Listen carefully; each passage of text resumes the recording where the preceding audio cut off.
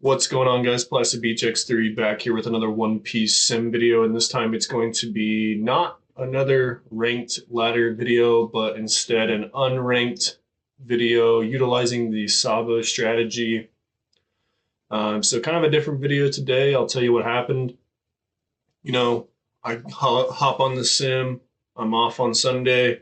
I start grinding the ranked ladder, and then as I do, I'm a ranked ladder demon, so I'm always grinding, and then all of a sudden the sim crashes, the ranked ladder crashes, and I can't log back onto the ranked ladder. So I'm bored, wanting to record some videos, so I start looking at the top results for the France national championship that occurred over the weekend and see what decks topped. I saw that this Sabo deck supposedly topped. Someone posted that they top 32'd with this Sabo deck over in France at their French Nationals. Not sure how true that is, but regardless, it seemed like a cool deck. I don't think someone would just straight up lie about that, but also they didn't really have like a profile picture, so I'm not sure if this actually topped or not. That's what they said they did, so I'm going to take them on their word and say that they topped the Nationals over in France. And this was their list. So, and I thought it was pretty cool. I'll go over it, and then I played some unranked matches. I hate doing that, but it is what it is. The ranked sim was down, and I wanted to record. So, and you'll see that the the opponents, you can kind of tell that they are unranked opponents. I'll say that much. If you're used to my content and you're used to seeing some good opponents, yeah, you'll see that they weren't the best of the bunch. But either way, we'll get into the deck profile. So one Zoro, one Hina as like the tech one-ofs. Interesting. No, they chose the Zoro over the Kid Killer, but I can definitely see why you choose Zoro over Kid Killer, because on the 4 Dawn turn specifically, you can swing 5 with the Zoro, put a Dawn under a leader, and be able to use the leader effect. If you don't know what the leader does, it's Dawn X1 on the opponent's turn. Once per turn, if you have a 5,000 or more character that would be KO'd by battle or by card effect, you can minus 1,000 to the character instead, and that also applies. It's kind of like the Corazon blocker deal, where if they try to kill 2 characters with 5,000 or more on the field at the same time, you can save both. So that's pretty cool. It is only KO, it's not by bottom decks, so it kind of sucks against like blue decks and stuff. But it is what it is. It's a very cool deck. I've always liked this deck since it came out. And I've always been wanting to see someone do up something crazy with it, because I've always thought there was potential with these with the Gecko and stuff. And then we'll go into the 2K counters: 4 Suru, 2 Tashigi, 4 Brook, 4 T-Bone. So a ton of 2K counters for our 4 life leader. A lot more than you see in like meta black decks today, but I think there's good reason for these. Obviously, T-Bone can kill something, Suru minus is something, and Tashigi minus is something, also summonable off of Gecko, but also we're on 3 of the brand new to help fill our trash for Gecko. And just having a good Navy targets is pretty good. And then the Brook. The Brook is cooking in this strategy. It's very, very cool, and you'll see in the games later that the Brook in this deck is like super sick, because it just allows you on 8 Dawn to play a Gecko, play a Kuzan or a Borsalino or a Karasu or something, and then also summon the Brook tapped, because you're not going to really ever summon anything else either way, like maybe like brand new or something. But you can like summon the Brook tapped and still be able to use your leader ability on your 8 Dawn turn as you tap out for the Gecko, which I think is very, very, very cool. And then obviously the brand new. And then we'll go into the Kuzan, the Navy cards. The Kuzans are searchable. The Hina is searchable. The Ice Ages, 2 Ice Age, 2 Kuzan, and then 3 Sakazuki also searchable. The Sakazuki is like one of your best ways to kill stuff, and it's just like an on-curve kill a 5-drop, which is pretty good. I just think it's like probably the best option that this deck has at the moment for like a good, strong killer card, besides, of course, the 2 new Jack. To go along with the Kuzan, or the Sakazukis at least. And it's a good card. I mean, didn't come up too much in my games, but I could definitely see the value of it with being able to like recur the Kuzans and stuff, and Ice Age, of course. Yeah, it's good. I mean, it's a good black card. Um, and then for the 4-drops that you can summon off of the Gecko, we have the Karasu, the Borsalino, and the Kuzans. The 2-drops are, of course, brand new Brook and Suru. Karasu is obviously crazy in this deck. Just adds another level of aggro to your red cards that is very, very good and also very abusable off the Gecko Moria because you can get its effect on play. And then 3 of the Shiraya, which is essentially a 3-drop 5k for all intents and purposes a lot of the times. Obviously, if they kill it before you block with it, you can't save it with the Saba because that's 4,000. But a lot of the times, if it's just they're just like swinging once the turn, Shiraya gets the job done because he becomes at least a 5k, and then you can save it with Sabo. Not only that, but he's like broken in the black-yellow games because like the reason why Shiraya was played, or like at least one of the reasons why it was played in RP Law back in the day, is to beat black-yellow Luffy because it just you boost your 3-drop to 9k for no reason. Seems pretty busted. And you can always do just like 1k out of the leader swing. But then it stopped being as good because black-yellow Luffy got the Rocket Luffy, which just like deals with Shiraya automatically, which is annoying for RP Law. But then in this deck, you can potentially save the Shiraya after you block with it. So it becomes, better, but it is also just a great card into black-yellow Luffy regardless. Pretty sick. And then 2 Dragon, which is just a nasty red card, probably one of the best red cards ever printed. And then lastly, 4 Sabo, of course, in the Sabo deck, just a very good card. Filter out for Gecko, put cards in the trash for Gecko, and, it's a Gecko deck, so it is what it is. And then 4 Gecko, the man of the hour. So let's get into the games. Like I said, unranked, sorry, but it is what it is. Go into double speed. Gonna be playing against a Katakuri player here first off. They're gonna choose to go second. We're gonna pass on 1. We have like a decent like Shiraya into Sabo, and then see where we're at from there. Or even Shiraya into Karasu, put it down under leader, so we can't get like Nami'd on our Karasu. They're gonna go 7. We'll just take that first one. The thing with this deck is that you can kind of afford to take early life because your blockers, the whole like gimmick with this deck is that your blockers are broken because they're just free blocks all the time, every single turn. So like,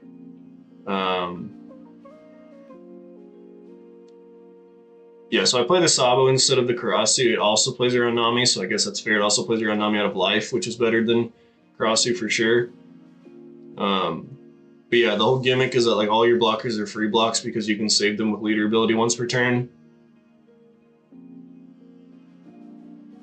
So you can afford to take some life. They're gonna go 7 into the Shiraya and actually save it instead of just using the ability. I can't remember exactly why I did that, but I knew there was a reason somewhere in there. Either way, they did stack their life with Hiyori, but it's like, and like, yeah, I'm definitely playing into Onami for sure, but I feel like I'm going to have to regardless, so I just swing out, and it just wasn't something that could be triggered, so that was kind of confusing to me what they stacked with Hiyori. Whatever. They're finally going to play their Nami to kill our Sabo, discarding the Elthor. And then go 8 into our Shiraya. We don't have our leader ability live, so we just let it go. Also, it's a 4k. No, it was a 5k. It was a 5k because it swung. We have Gecko here, so we're probably just going to end up playing the Gecko. We can gauge their hand to see if we should go at life or not. We're just going to swing 8 to start. See if we can kill them. We can't. It was a 0-drop event, so fair enough. Now we can just play the Gecko into Karasu, into Brook. Brook put 2 under our leader. Karasu minus 1,000 to their leader, swing 8 into 4. And still have our leader ability live for our Jack, Karasu, Gecko. Like we could have definitely, I didn't know if we have Suru in the trash, but we could have killed the Nami, but then we would have put on, we wouldn't have been putting them at 0 this turn. So I feel like it was better to swing with the Jack in that spot instead of holding it, like summoning Suru off the Gecko instead of Brook, then Jack the Nami or something. They're gonna go 5 into the Brook. We'll just let that die. And then Tin Mom up, so they can see there's nothing they could do there. We just won on the spot, so yeah, fair enough concede. We're gonna go into an Arlong game here. Crazy enough, yeah, I just kind of played what I played. I didn't really care about playing meta, especially when I'm just testing a new deck. They're gonna go 7. They're gonna go first. They're gonna go 7 at life. Play the Okiku. Fair enough. We're gonna play Zoro, swing 5, and then swing 6 with our leader, so that our Zoro is protected next turn. They're gonna 2K out of the 6. They'll go 7 into the Zoro, play Arlong with their leader ability, discard a card to stun our leader. We're just going to minus 1,000 to the Zoro, then they're gonna go 8 of life, which I think is a mistake. You probably just wanna kill the Zoro. You only have 4 cards in hand after discarding a card with the Arlong, only 3 life. They take it. They take the 5 swing, which is crazy to me. And then no trigger, of course. And then kill the Arlong with the Sakazuki, discarding the Borsalino, so that we can at least set up a blocker if we need to with our Gecko next turn.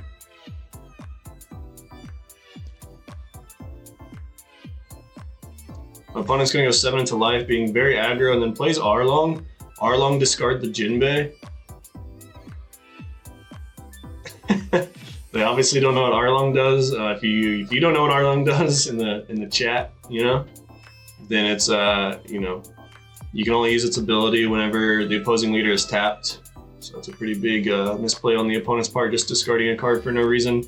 Would be pretty nasty if you could back-to-back Arlong though. But that's just simply not the case. We're gonna go 5, 5, 7. They're gonna block the 7 and 2K, 1K, sure. Like, yeah, whatever. We're gonna play Gecko. Might as well play the Seer off of it. No use in not. And then play the Borsalino off of that. They're gonna swing 7, and then with their leader ability, play the Kurobi to tap our Borsalino. I believe we just take that one. They're gonna go 9, and now they can just go like what, 9 or 7, 7 or 9, 5. And either way, we have it. So we just win this.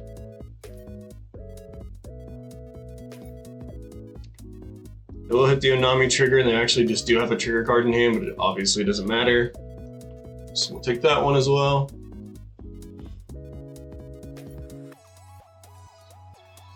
Gonna go into another game here. We have the Uta matchup, the Uta strategy. Yeah, whatever. So I'm more or less just showing these to like show the cool combos you can do with this deck, and not necessarily like show how good it is, because we're playing against kind of non-really meta strategies, but it is what it is. They're gonna go 8 into life. They grab the Nico Robin. We'll just take that first life. Like I said, we can afford to take some life because of our blocker situation gimmick with our leader. A ton of 2Ks in hand. We're just gonna play a Kuzan, get it on the board, draw a Brook, pass turn. They're gonna play a Zoro, then swing 6. Probably just give them the Brook to set it up for our Gecko. And now we can T-bone this Zoro, so I think that's what we're gonna do. We're gonna go 5 at life with the Kuzan. Plus we get to still T-bone and put it on under a leader, so that they can't meaningfully swing into the Kuzan unless they have like a rush card or something, of course. It is green after all. We're just gonna play the T-bone, kill the Zoro. We have tons of 2K, so we don't really worry about getting a 2K out of hand. They're gonna go Luffy into Uta, but they're tapped out, so they can't use their leader ability. They're gonna swing into the Kuzan, and we'll just minus 1,000 free block. Yeah, so like I said, not the best of opponents. We're gonna get into the Sabo here. We'll probably play that because we don't really have anything else. Actually, oh, okay. So we're actually gonna take the brand new here to grab the T-bone. It's like a way to kill something essentially. And we can minus 4 costs with the Kuzan onto the Uta, play the T-bone, kill the Uta, swing 5, 5, 6. They'll block the 6, of course. They're just gonna play a Frankie into a Robin, into a Law, which does really nothing. They're gonna swing 6 into our Kuzan. We'll give them the 2K just in case they try to swing into the Luffy. We can just leader ability that and only be giving up 2K rather than 2K, 1K on the 7 swing. We rip a Sakazuki, so we're definitely just gonna play that. We're gonna swing 5, minus 4 cost to the Luffy, see if they free block it. If they don't, obviously that's super value for us. We're just gonna play the Sakazuki over the brand new. Probably end up discarding the Borsalino or the Sabo, or the Shirai, I guess. And kill the Luffy, and the opponent just concedes after that. Fair enough, not much you could do. I mean, it is a black deck after all, and green deck struggling to black strategies. We're gonna go into another game here. We have the Carrot matchup now. So pretty wild. My kitten is terrorizing my keyboard. The Carrot opponent is going to play the Tristan. Great starter for Carrot. Gonna play the Zao. And then leader ability, tap our brand new, put a Dawn under their Tristan with the Zao, and then swing 4 into 3, we'll let it go. Swing 5, we'll take it. Then they get to restand their Tristan at the end of the turn with their Zao. And then we're gonna play the Kuzan, draw a card. They're gonna leader ability on the Kuzan. We can't save it with our leader, which is unfortunate, but at least it replaced itself. We had nothing better to do anyway. But actually they're gonna play the 5-drop Inuyasha, which stuns 2 5-drops or lowers on the opponent's side of the field. Put a Dawn under leader with their Zao, and then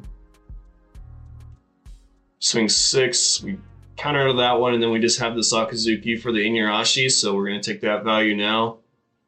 Once again, they could swing big into our Kuzan, and it would kind of suck, but they're only going to be swinging. Yeah, we just let it go. No real need to save it because we do have the Ice Age Jack for next turn, so, and we just ripped a Gecko, so we can actually summon it back next turn if we really wanted to. Yeah, we're probably just going to do that since they didn't play anything. If they actually played something worth killing, we probably would have played Jack Ice Age, or just Jack. We actually just might play Jack now. Yeah, okay, so we're just going to play Jack now to kill this Tristan.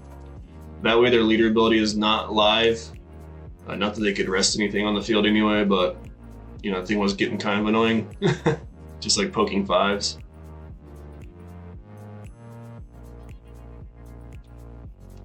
They're gonna Electric Luna our field, but unfortunately, since Jack has that random effect that says +4 on it, it's not gonna freeze the Jack. It's only gonna freeze the Sakazuki. So then they're gonna swing 8. I'm actually gonna give them 2 2Ks. We don't have any blockers online right now. They're actually gonna play Pedro, which it's a blocker on KO. You can kill a 6-drop or less, or rest a Dawn. So we're gonna play. I think we're gonna end up playing the Sabo here to protect our board so they can't kill our Sakazuki. But it's like one of those spots where you could argue just play the Gecko and stuff. Like let go of the Sakazuki.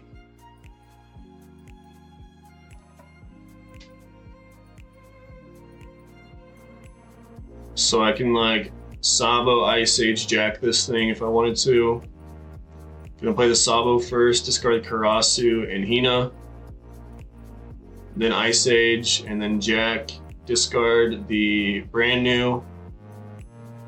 And since they can't kill anything, the other effect of that Pedro is to tap an opponent's Dawn on KO, so they're going to take that value, and so we can just swing 8 so that our leader ability is live. They're going to 10-drop Dophius, which is slightly annoying, and then be able to swing 6, so we'll just free block with our leader ability.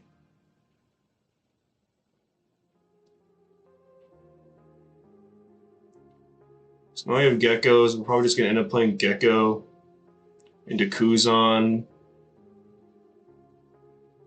Brand new. I don't know.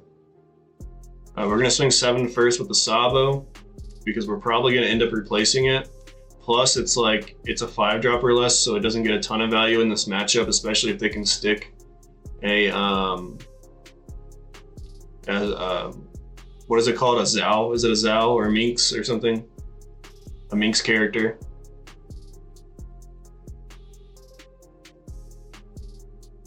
We're just going to play the Kuzan brand new, go some super value on them. We do draw 2 bricks, which is annoying. We only have 2K, 1K in hand. But they have no world where they can kill us unless they play Hody. So I think we're pretty safe here. They end up just playing Pedro into Carrot. Carrot's going to freeze the Sakazuki. So if they try to kill that thing, I'm probably letting it go now that the Carrot's on the field. We're going to go 5 into the brand new. And then 12 into Jack, and we just leader ability it. You know, people always forget about the leader ability, especially on the unranked ladder. But yeah, it seems pretty good. We're gonna go 5 with the Kuzan. We're gonna get the effect off -4 cost to the Doflamingo so that we can Ice Age it, and then play Jack. Jack, discard this Kuzan, kill the Doflamingo. And now we still have enough for Dragon, put 2 Dawn under leader. That's another thing about Dragon is that it procs your leader ability. if you're tapped out on 8. So both of your 8 drops have abilities to tap to make sure that you can put a Dawn under your leader on 8, which I think is very valuable and very powerful. We're going to go 9 into life. They're going to be able to proc this Pedro to kill our Sakazuki, but that's fine because of the carrot was probably going to freeze it anyway. And then we just go another 9 and they don't have it, so they can't get to 10. So we just straight up kill them randomly. But I think we were safe, like no matter what happened.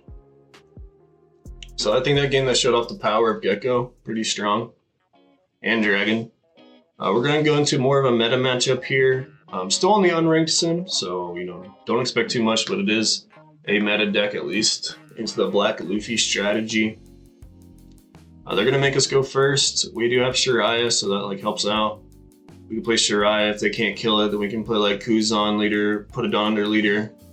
They do just kill it. Unfortunately, they have the finger pistol. That's fine. That means they're not spinning it on something else.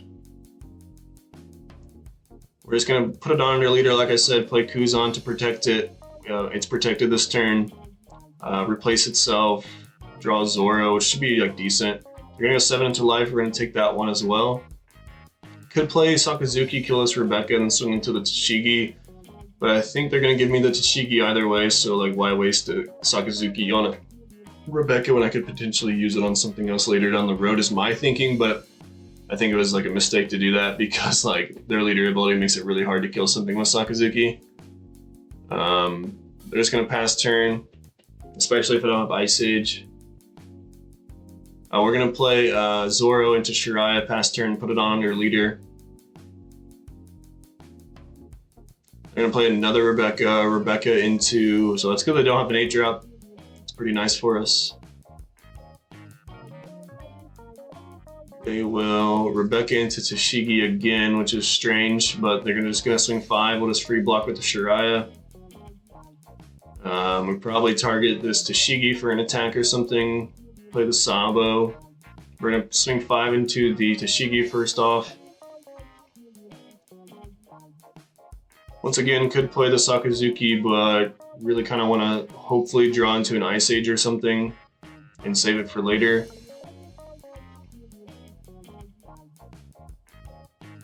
Start 6 with leader just to see what they do with their blocker situation. Actually take it, so I'm just gonna swing 6, 7.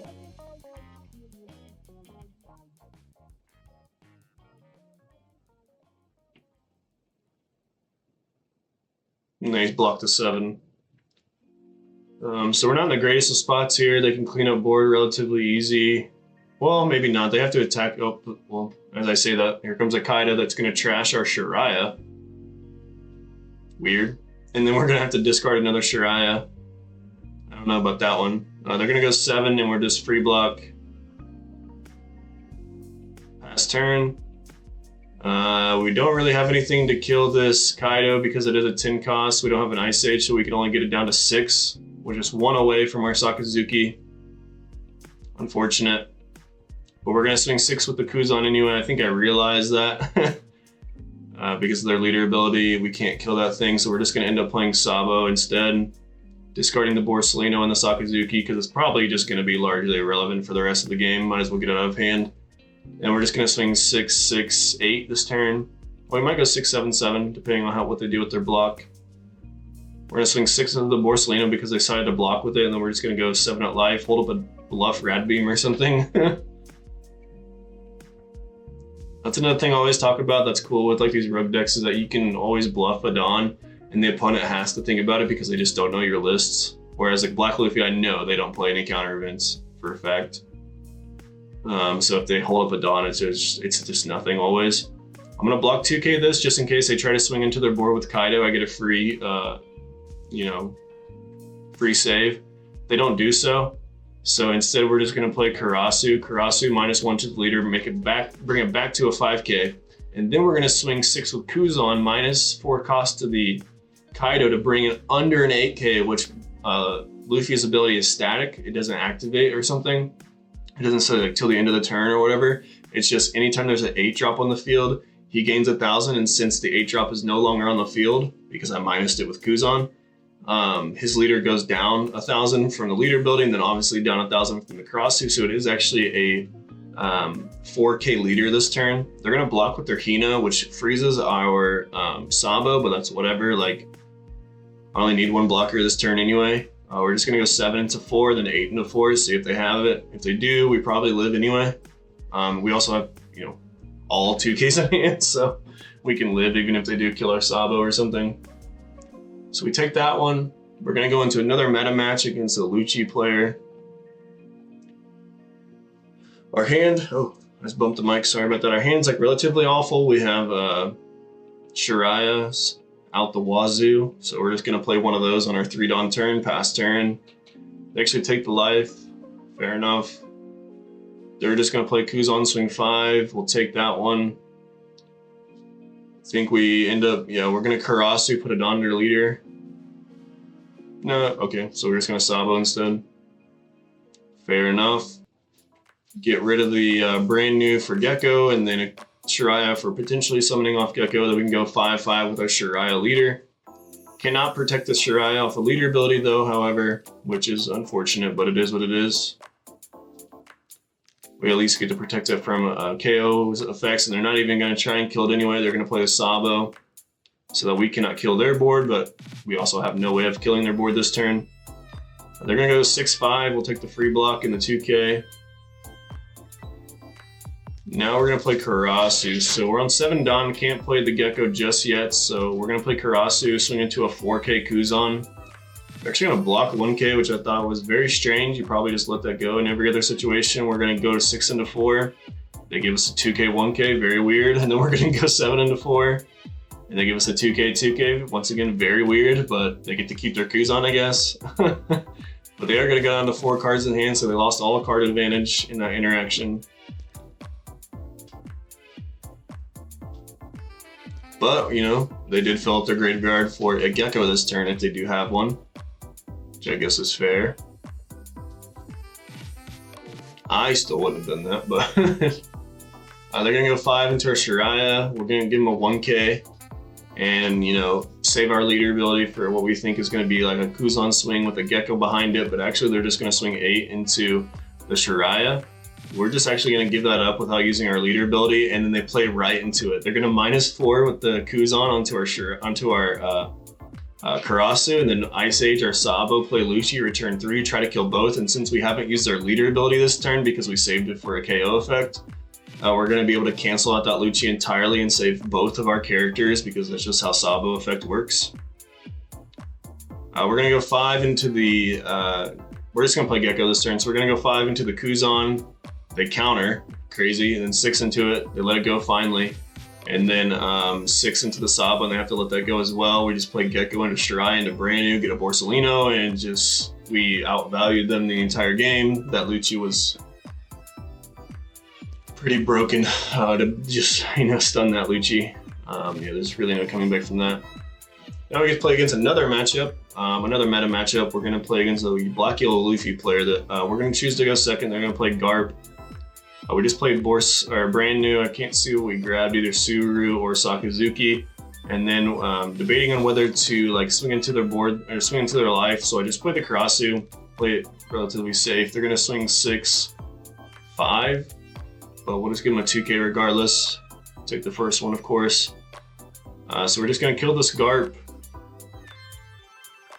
Maybe play T-Bone, maybe play Sakazuki just to establish it.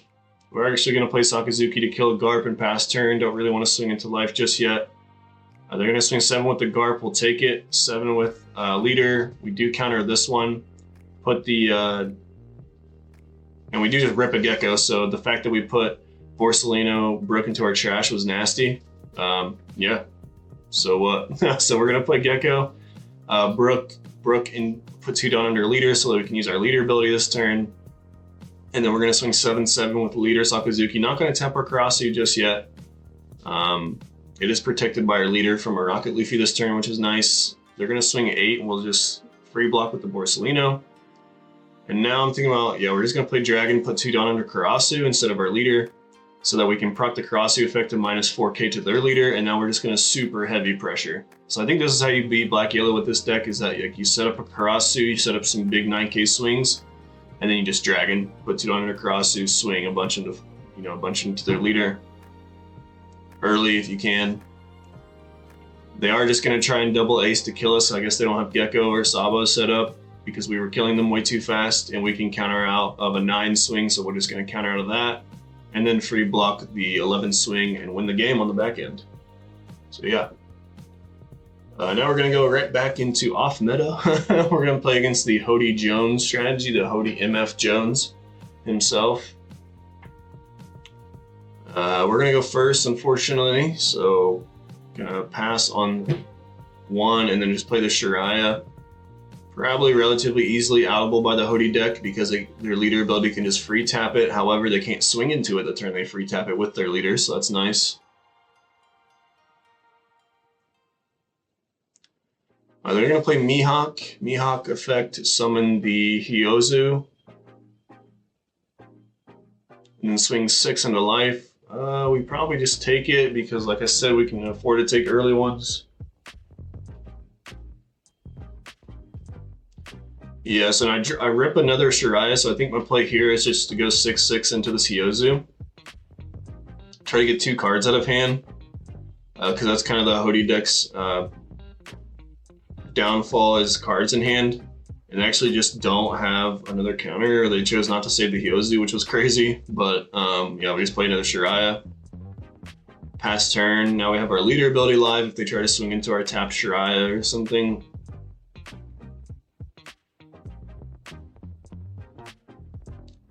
They're gonna use their leader ability, tap our other Shiraya, and then play Icarus Munch to play Daruma from the hand, and then swing 5 with the Mihawk. We cannot save that Shiraya because it is not the one that is 5k, so we just have to let that one go.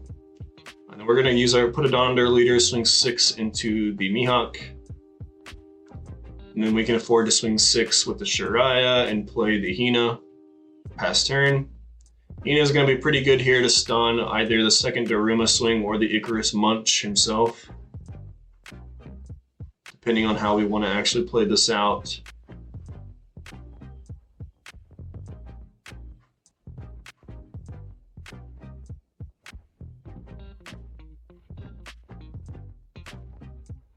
Opponent's really in the tank, thinking out the Hody combos. He's looking at his Hody spreadsheet to figure out what to do in this situation.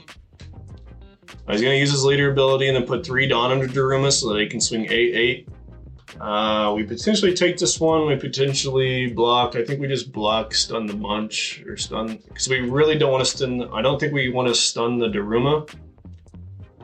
Because we want to swing into it next turn, so we're actually going to take the block on the second Daruma swing and then stun the Munch so he can't swing with that. And then he's going to play a Aldine. Aldine is like whatever. It's a good card, but it's like whatever. We're just going to swing 6 into the Daruma with our leader. They're going to Aldine.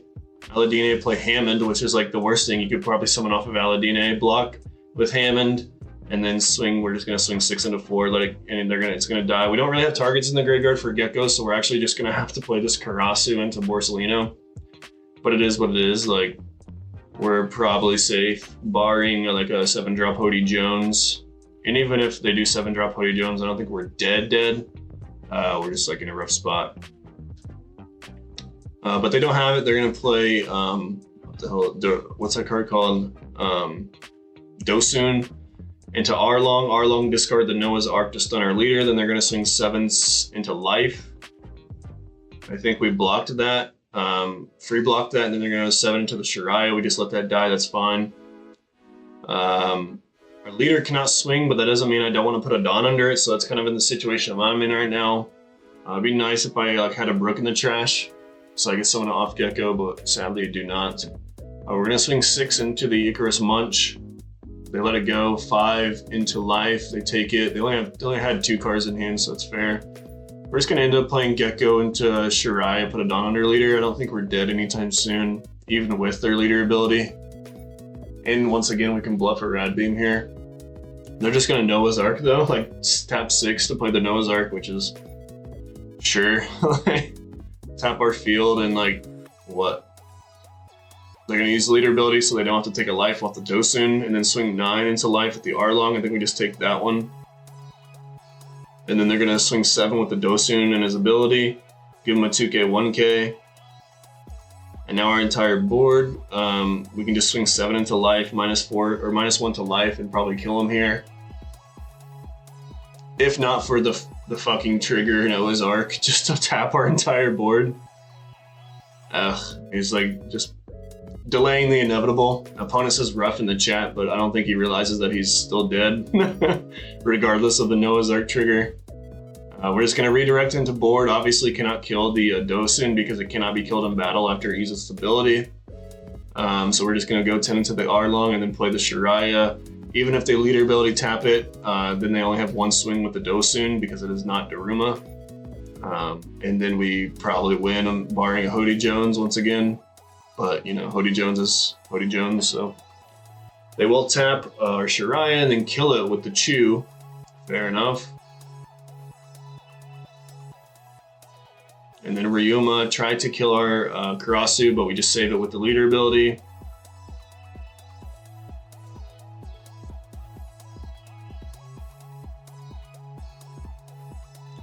Then we should just be able to kill him next turn. They're gonna go, 8 with the Daruma, or the Dosun into 4. We'll let that go.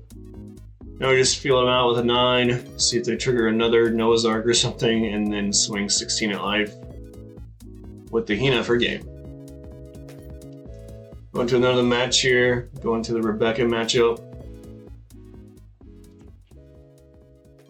So another matchup where you can imagine how it's pretty bad if they're running like multiple Gravity Blades, which I will say this person is running multiple Gravity Blades.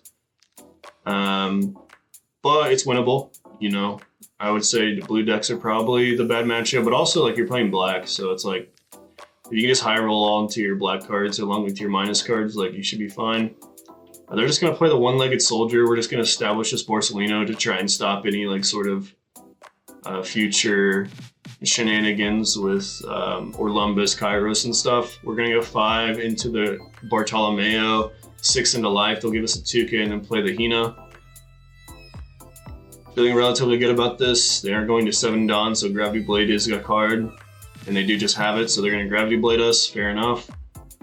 We top deck the Zora, which is pretty nice. We're going to play the Karasu, put a Dawn under leaders. Use obviously the Karasu's ability to -1000 to the leader. Then we're going to swing 5 into 4, then 6 into 4. They don't block with Rebecca, which I thought was crazy, but fair enough. We have a Dawn under leaders, so we're not afraid of any like Kairos, for example. They're going to one-leg soldier our Karasu and then play Kairos. We're just going to save it with our leader ability. They're going to leader ability of their own and then grab a King Kong gun and then play a Rebecca Searcher, whiff, and then swing 8 into our Zoro. We just got to let that go. We already used our leader ability. Our Sakazuki isn't doing much right now, so I'll probably just hold on to that. Go 5 at life with the Karasu. I think we're just going to end up putting a Dawn under leader playing Borsalino Sabo.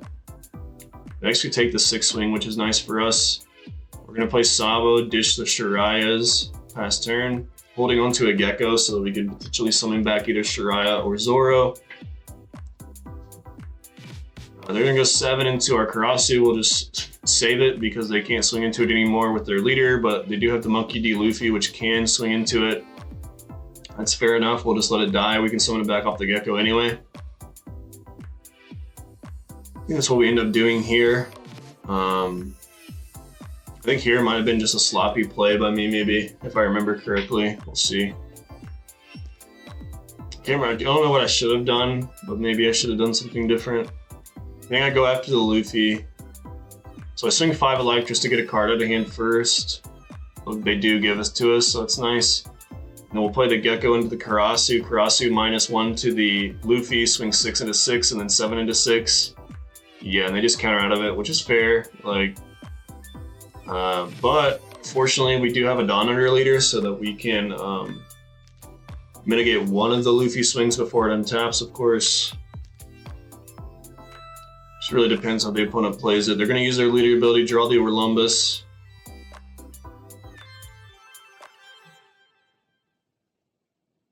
And that was the thing, I think that was another thing I was considering is Suru Sakazuki on the Luffy. But I didn't want to give up 3 cards in hand to do so, whereas like Gecko just gives me +2. Potentially, I'll obviously only give me +1 in this situation, but it gives me +1 rather than -2. You know, spend 3 cards to kill a 1 card. So I thought that this was more profitable and just more valuable, especially when I'm still at 4 life. And they have low cards in hand. They're gonna play Orlumbus into Brook to kill our Karasu, and they also end up killing our Zoro. So we're just gonna go 9 into the Luffy. They have to block that, which means I'm just gonna go 9 with my leader into the Luffy. They have to let it go, and then we can now we can Sakazuki discard the Brook to kill the Orlumbus, which was the biggest threat on the field, of course. So I'm feeling pretty safe now that we got rid of the Orlumbus Luffy. They're only on 4 cards. They're gonna have another Luffy though, which does get rushed because of the Karate Coliseum, and it can attack into active characters because of its innate ability. They're gonna swing 9 into our Sabo.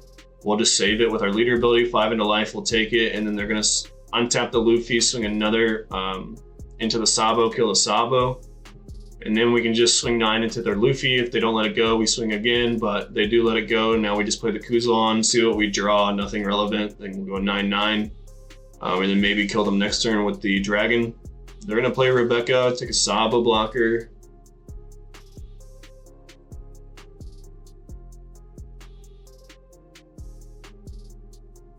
Yeah, and there's just nothing they can do in the spot. We're just, you know, Gecko is Gecko, you know what I mean? Good card, good card. And then we're gonna go into the next matchup, another black-yellow Luffy deck.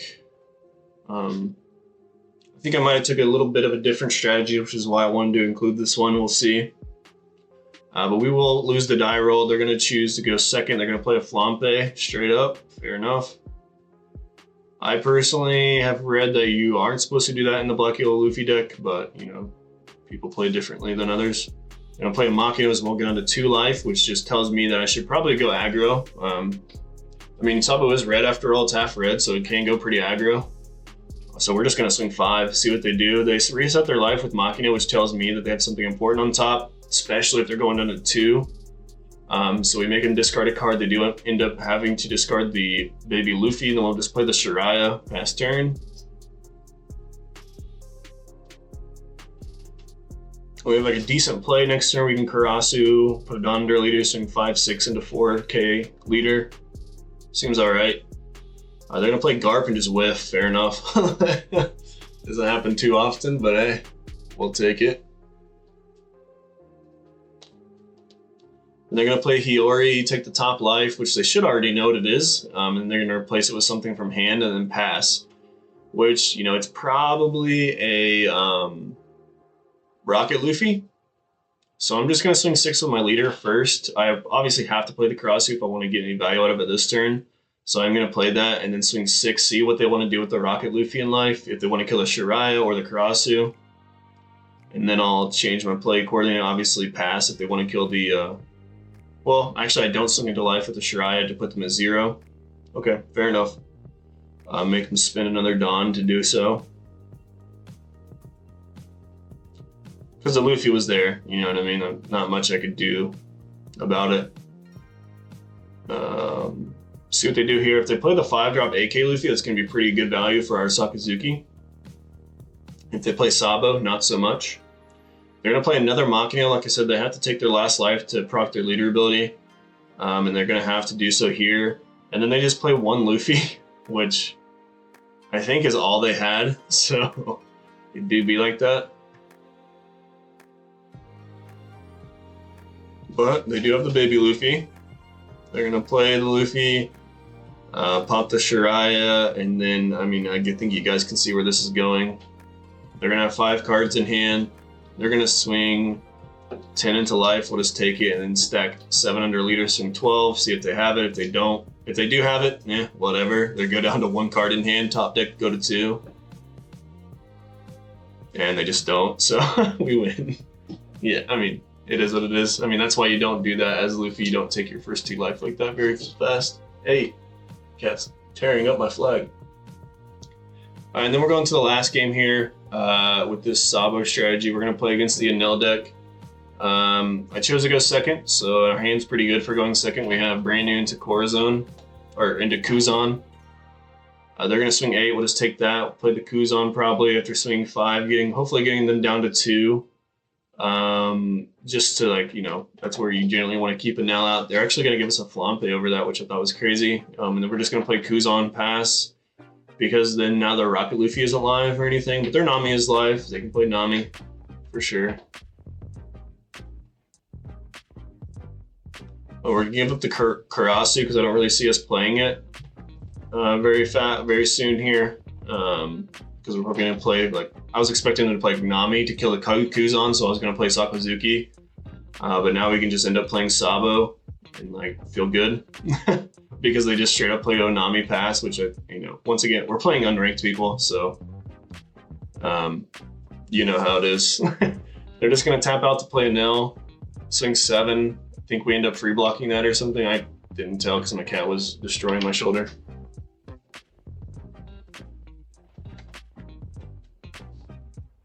Oh, we're gonna -4 cost to this NL.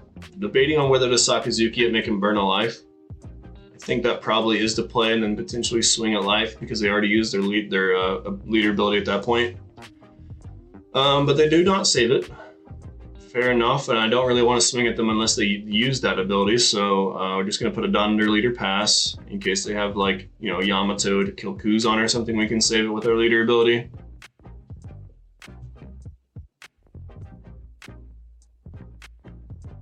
They're going to swing 5, and we'll just free block with the Sabo. Don't have to use our leader ability for it, so we can still be protected from the Yamato. And our hand is just stacked for now. Like, we have Gecko, Lucci, or Dragon. Then they're gonna swing 7 to the Kuzan, and that's when I'm just gonna use the ability. Yeah, whatever. And then they'll have the Rocket Luffy. Since I used the ability already, I gotta let that go, but fine. I made you skip your whole turn just to kill a Kuzan. Yeah, so I think you can kind of see the writing on the wall here. We're gonna go 3 into the Nami. I mean, it is a Nell, so like they have room to win still because they can just spam aces and win. But we'll see. We're gonna play Gecko, get back our Kuzan, play our Brook over our brand new, put 2 down our leader, be able to swing 9, put him down to 1 life, pass turn. Our whole board is protected from Yamato, Raigo. They're gonna swing 6. We'll just block 1K. I did not need to 1K there. I could have just used the leader ability, but I thought that he would be able to Yamato for the Kuzan, so I saved it and saved the leader ability for later. But I realized after the fact that we only had 3 life on the board, so there was no world where he could kill it with the Yamato. So I'm just gonna minus it down to 5, the Yamato, and then kill it with the Sakazuki, discard the Sabo. Then we're just gonna swing out. They do hit a Frankie on the second to last life, but that's fine, it's whatever. We'll just keep up our Sabo this turn. Try to put him down to 0, but they do have the counter, fair enough. It's fine with me.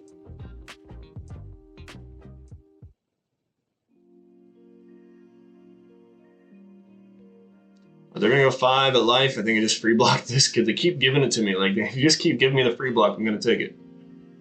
And then 5, we'll give them the Brook, and then I thought it was an ace, but they're actually gonna play Shirahoshi into Katakuri, put our Gecko back, but that's fine. We're gonna go 5 into life, -4 to the Katakuri. I don't think we're gonna end up removing it though this turn for sure. We just wanna put them to be scared. They hit the 0-drop event as their last life, so we're actually gonna redirect to the Frankie and then play Gecko into Borsellino over the Kuzan, and that's it. And then we're gonna go 7 at life. Probably should have went 7 at Frankie. Most definitely should have went 7 at Frankie, but I think I just got blinded by. This is a situation in the game where my buddy would call it garbage time, where it just really doesn't matter what you do. You know what I mean? You're probably just gonna win regardless. So that's kind of where my mindset, my head is at this point. But we can do some cool stuff here. Probably just win here. We can go 5 into the Frankie, clean up board, deciding whether to swing at life or not. So I think we just clean up board, ensure the game rather than play around triggers. You know, play into triggers rather than not play around triggers. I meant to say play into triggers. So yeah, we're just gonna go 7 if they hit the Onami, whatever. They don't, so we're gonna go 9. And then 9 with leader. Once they replace their last life, they do hit a Frankie. Once again, not relevant. They hit the Nami. They have to discard a card for that though, so they have to kill the Sabo by discarding a Frankie. But we already got value out of it. We swung 9 with it, and we're just going to do another 9. They have to take it, go down to 0. If they don't have a healer, they lose. They can't win without a healer, and then they can't win with a healer because we just killed them, because they won't be able to remove our board in the slightest. So they're actually going to go 6 at life. We'll give them a 2K.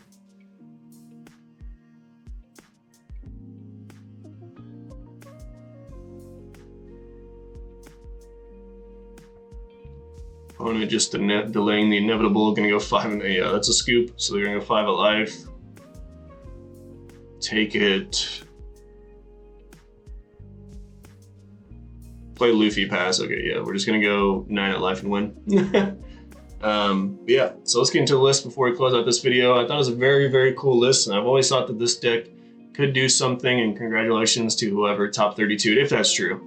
Top 32, the French nationals with this deck. It's very, very cool. Has some very sick combos that are not very intuitive to the normal player that hasn't seen it before. Like the Brook and stuff, which is very cool. A lot of cool synergies. Yeah, I like it a lot. I don't know about not playing Kid Killer. Kid Killer seems busted, but you know, to each his own. But either way, GG's to all those guys. Make sure to subscribe to Plasma Beach X3 for more One Piece videos, and peace out.